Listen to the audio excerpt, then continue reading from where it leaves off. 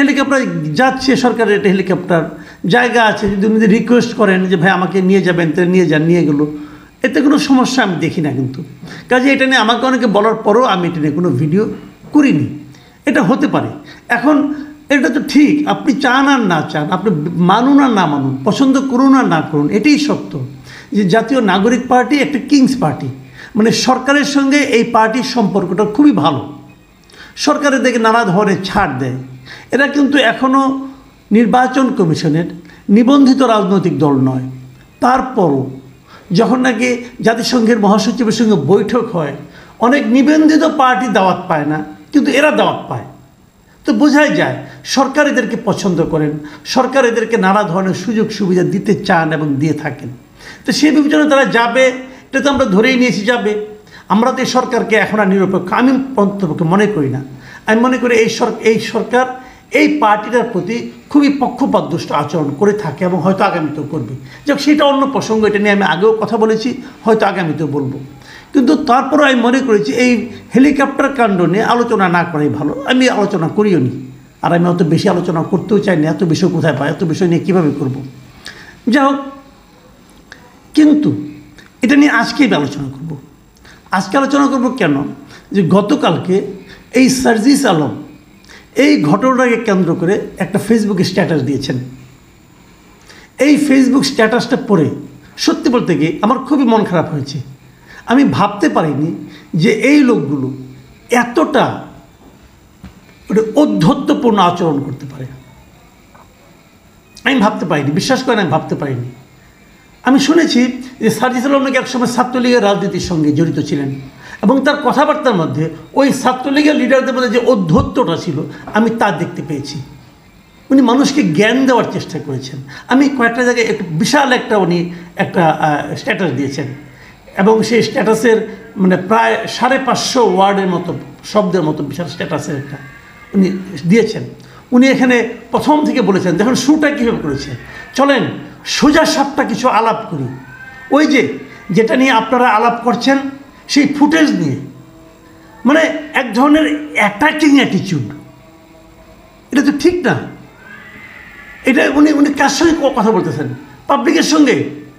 তারপরে উনি নানাভাবে বর্ণনা করলেন কীভাবে আসামিকে দ্রুত গ্রেফতার করতে হবে, কিভাবে এটা তাড়াতাড়ি বিচার করতে হবে, এই ব্যাপারে তারা কীভাবে সরকারকে বলেছেন, এই কথাগুলি আলোচনা করলেন। এবং উনি মানে ভাবখানে এরকম যে উনি বলেছেন, অবশ্যই ব্যাখ্যা করেছেন যে আমার কারণেই হয়েছে তা না, হয়তো অন্যরাও বলেছে, কিন্তু উনি যে বলেছেন মানে বিশাল একটা কাজ করেছেন। কীভাবে আইসিইউতে গিয়েছেন, সিএমএইচে গিয়েছেন, দেখা করে চেষ্টা করেছেন, অনেক কাজ উনি করেছেন এই ব্যাপারে। উনি একাই করেছেন, আর কেউ করেনি বোধহয়। দেখ, এইভাবে উনি বলেছেন। আমি ওগুলো নিয়ে আলোচনায় গেলাম না। শুনুন তারপরে কি হয়েছে। উনি কীভাবে হেলিকপ্টারে উঠলেন, সেনাবাহিনী র্যাব থেকে পরিবারের জন্য বরাদ্দকৃত হেলিকপ্টার, পরিবারের জন্য বরাদ্দকৃত হেলিকপ্টারে যখনই একাধিক সিট খালি থাকার কথা শুনেছি তখনই মাগুরায় গিয়েছি, এটা উনি বলেছেন। আচ্ছা, হেলিকপ্টারের একটা সিট যদি খালি থাকে, আমি যদি যে বলতাম আমাকে নিয়ে যান, নিয়ে যেত। আমি কিন্তু যত না সার্জিস আলমকে দোষ দিই, তার চেয়ে বেশি দোষ দেই যা নাকি সেগুলো নিয়ে গেছেন ওনাদেরকে। ওনারা তো একটা পলিটিক্যাল পার্টি, অন্য একটা পলিটিক্যাল পার্টির লোক যদি বলতো আমি ওখানে যেতে চাই, সিট খালি আছে আমাকে নিয়ে যান, ওনারা নিয়ে যেতেন। তবে যে অংশটুকু নিয়ে মানে ওনার স্ট্যাটাসের যে অংশটুকু নিয়ে আমার মূলত আপত্তি, সেগুলো আপনাদের আমি একটু পড়ে শোনাই। উনি লিখেছেন, এই পুরো ঘটনার মধ্যে সর্বশেষ অংশটুকু আমি ফেসবুকে দিয়েছি এবং ফেসবুকে দেওয়া অংশটুকুকে সামগ্রিক মনে করে মিডিয়া এবং কিছু পাবলিক জাজমেন্ট করা শুরু করলো। মানে উনি যে এর আগে আইসিইউতে দৌড়েছেন, সিএমএইচে গিয়েছেন, সরকারের উপদেষ্টাদেরকে বলেছেন যে আইন চেঞ্জ করার জন্য, এগুলো আমরা দেখছি না। আমরা কেবল দেখছি ওই যে উনি হেলিকপ্টার থেকে নামলেন, ওই যে ফুটেজটুকু উনি আপ করেছেন, এটুকু দেখে আমরা নাকি জাজমেন্ট শুরু করেছি। মিডিয়া জাজমেন্ট শুরু করেছে, পাবলিক আমরা জাজমেন্ট শুরু করেছি। তারপরে উনি আরও বলছেন, শুনেন, তার মানে আমরা যতটুকু সোশ্যাল মিডিয়া কিংবা গণমাধ্যমে প্রকাশ করি ততটুকুই হচ্ছে বলে আপনারা মনে করেন এবং সেটাকে পুরো ঘটনা ধরে জাজমেন্ট শুরু করেন। অর্থাৎ আপনারাও আসলে ফুটেজের দিকেই তাকিয়ে থাকেন, আবার যদি কোনো কিছু না দেই তখন মনে করেন কিছুই করা হয়নি। কি অদ্ভুত। তারপর লিখেছেন, দিলে বলেন ফুটেজমুখী আর না দিলে বলেন কিছুই করিনি। কিছুই করেনি। আপনাদের এই ডাবল স্ট্যান্ডার্ড কবে একটা সিঙ্গেল স্ট্যান্ডার্ডে পরিণত হবে? বোঝাই যায় সার্জিস আলম ক্ষেপে গিয়েছেন। উনি ক্ষেপে বলছেন যে আমরা যারা নাকি জাজমেন্ট করছি আমরা একটা ডাবল স্ট্যান্ডার্ডের লোক। ডাবল স্ট্যান্ডার্ড মানে যদি ওনারা ফুটেজ না দেন তাহলে আমরা মনে করি ওনারা কোনো কাজ করেননি, আর যদি ওনারা ফুটেজ আপ করেন তখন আমরা কেবল মনে করি ওনারা কেবল ফুটেজে যতটুকু দেখা যাচ্ছে ততটুকুই করেছেন। এটা হলো আমাদের ডাবল স্ট্যান্ডার্ড। উনি হাহাকার করছেন, আফসোস করছেন যে আমাদের এই ডাবল স্ট্যান্ডার্ড কবে সিঙ্গেল স্ট্যান্ডার্ড হবে। বুঝেন কত বড় নেতা সে, যে ওনাকে আমরা কীভাবে বিচার করছি। আরে ভাই সার্জিস আলম সাহেব, একটা কথা বলি, মিডিয়ার কাজটা কি বলেন তো? বুঝেন, মিডিয়া যখন একটা মিটিংয়ে আপনি মনে করুন 32টা ইস্যু নিয়ে কথা বলছেন, মিডিয়া কোনটাকে দেখাবে? 32টা দেখাবে? তাহলে তো পুরো পত্রিকা আপনি ছাড়া আর কারো কোনো নিউজ আসবে না। মিডিয়া তার পলিসি অনুযায়ী যে জায়গাটুকুর আপনার যে জায়গাটুকু কোট করা প্রয়োজন মনে করবে কেবল ততটুকুই করবে, বাকিটুকু তারা ধরবেই না। এটা সারা দুনিয়ার মিডিয়ার নিয়ম। ধরেন মিডিয়া আলাপ বাদ দেন, আমি আপনার মিটিং শুনতে গেলাম, মিটিং শুনে বাসায় আসলাম, এসে আমার ছেলে আমার মেয়ে অথবা আমার ভাই আমাকে জিজ্ঞাসা করলো যে মহান নেতা সার্জিস আলম সাহেব কী বললেন। আমি কি আপনার পুরোটা ভাষণ ওনাকে নতুন করে শোনাবো? নাকি ওইখানে আপনি যা যা বলেছেন তার মধ্যে যে বিষয়টা আমার কাছে গুরুত্বপূর্ণ মনে হয়েছে অথবা যে জিনিসটা আমার কাছে বিতর্কিত মনে হয়েছে আমি কেবল ততটুকুই বলবো? এটাই নিয়ম। এটুকু না বুঝেই পাবলিক ফিগার হয়ে গেছেন। That is the problem.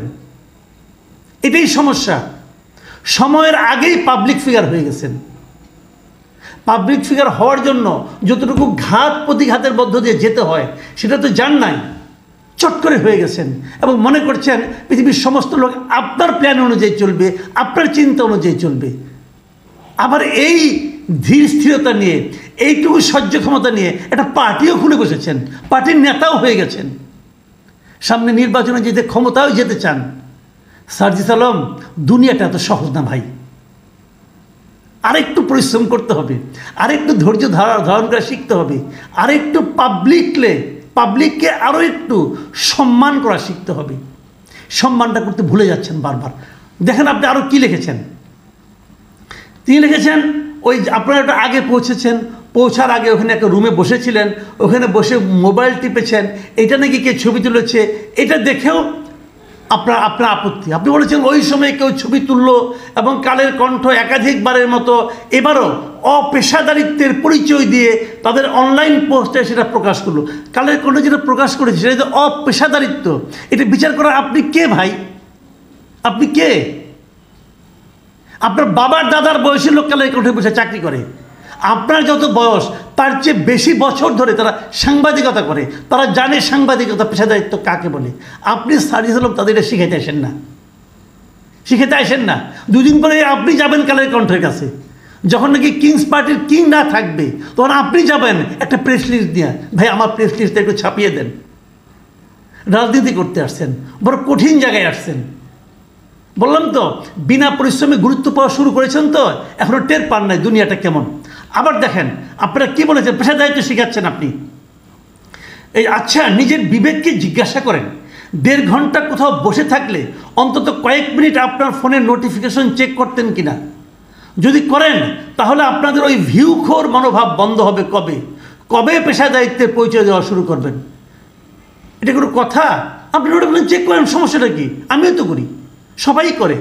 এখন ওই নোটিফিকেশন চেক করার পার্টটা যদি কেউ ছবি তুলে দেয়, দিতেই পারে, এটা তার ব্যাপার। ওটাকে লোকে কীভাবে দেখবে না দেখবে এটাও তাদের ব্যাপার। আপনি কি এগুলি নিয়ন্ত্রণ করার, আপনি কি এই ব্যাপারে নেগেটিভ মন্তব্য করার কে আপনি? শেষ কথাটা আপনি যে লিখছেন সেটুকু আমি পাবলিক একটু পড়ে শোনাই আমার দর্শকদেরকে। আপনি লিখেছেন, শুনুন, ঘরে বসে থেকে সোশ্যাল মিডিয়ায় জাজমেন্টের বড় বড় অ্যানালাইসিস কপচানো যায়। শব্দটা খেয়াল করুন, কপচানো যায়। কিন্তু যাদেরকে আপনারা সুযোগ পেলেই নানা বিশেষণে বিশেষায়িত করেন, যে কোনো ফরম্যাটে যে কোনো সীমাবদ্ধতা নিয়েই হোক না কেন, দিন শেষে তারাই মাঠে দৌড়ায়। আহারে, আপনারাই মাঠে দৌড়ান আর সবাই মাঠে বসে বসে ঝিমায়। ভাই নিজেদের এত বড় মনে করেন না। আহামরি কেউ হয়ে যান নাই, অথচ ভাবতে শুরু করেছেন। জীবনটা বড় কঠিন এবং রাজনীতিটা আরও কঠিন। সেই রাজনীতির পথে পা বাড়িয়েছেন। আর এত অসহিষ্ণু হলে চলবে? সবাই মাঠে দৌড়ায়, সবাই। আপনি সার্জিস আলম যতটুকু মাঠে দৌড়ান তার চেয়েও 10 গুণ দৌড়ানো লোক এই দেশে বহু আছে, হাতে গোনা শেষ করতে পারবেন না। যার যার কাজ শেষে করছি, আপনি আপনার যে দায়িত্বটা, আপনার যে কাজটা, সেটাও আপনি করতে পারছেন না। আপনি এভাবে শেষ করেছেন। এরপর থেকে অনলাইনে এসব অ্যানালাইসিস দেওয়ার আগে অফলাইনে আমাদের জন্য অনুগ্রহ করে কিছু দৃষ্টান্ত স্থাপন করবেন। আমরা আপনার ভালো কাজগুলোকে অনুসরণ করার অপেক্ষায় থাকব। অফলাইনে আমি কি বলবো, আমার হাসি ওঠে। অফলাইনে ওনাদের অনুসরণের জন্য কিছু কাজ আমাদের করতে হবে, সাধারণ মানুষকে করতে হবে। তা নাহলে আপনার কাছে আপনার সম্বন্ধে কিছু বলা যাবে না। আমি কোনো কাজ না করেও আপনার প্রত্যেকটা আচরণকে সমালোচনা করব। এই কারণে করব যে আপনি লিডার। আমি তো লিডার না রে ভাই, আমি পাবলিক, আমি জার্নালিস্ট, আমি পাবলিক, আমি সমালোচনা করবই। কারণ আমার সমালোচনা করতে হলে কি আপনার জন্য আমার দৃষ্টান্ত স্থাপন করতে হবে? ভাই আমি তো পলিটিক্যাল পার্টি খুলে বসি নাই, আপনি তো খুলে পড়ছেন। আপনি তো ক্ষমতায় যেতে চান। ডক্টর ইউনূসের সমালোচনা আমি করি। আমি তো ডক্টর ইউনূসের একটা পশমের যোগ্য না, ওনার একটা চুলের সমান ওজন আমার না। তারপরেও আমি ডক্টর ইউনূসের সমালোচনা করব। এবং ডক্টর ইউনূস সেই সমালোচনাকে গ্রহণ করেন বলেই উনি ডক্টর ইউনূস হতে পেরেছেন। আপনি সার্জিস আলম সহ্য করতে পারছেন না বলেই আপনি এখানেই পড়ে থাকবেন, আর উঠতে পারবেন না। এই জিনিসগুলো বোঝার মতো বয়সই আপনাদের হয় নাই, কী করবেন? আমি আশা করব আপনাদের এই ধরনের স্ট্যাটাস দেওয়ার আগে 10 বার ভাববেন যে অ্যাটাকটা আপনি কাকে করছেন। যাকে অ্যাটাক করছেন তার কাছ থেকে কিন্তু আপনার সমর্থন লাগবে। তার সমর্থন না হলে কিন্তু আপনি ক্ষমতায় যেতে পারবেন না। সে একজন রিক্সাওয়ালা হতে পারে, সে একজন দিনমজুর হতে পারে, সে আপনার জন্য কোনো উদাহরণ তৈরি করতে না পারে, কিন্তু তার সমর্থন আপনার লাগবে। প্রিয় দর্শক, নতুন এই রাজনৈতিক দলের নেতাদের আরও ধীর স্থির চিন্তা করার ক্ষমতা আল্লাহ তাদেরকে দিক, এই কামনা করে এখানে শেষ করছি। ভালো থাকবেন আপনারা। আল্লাহ হাফেজ।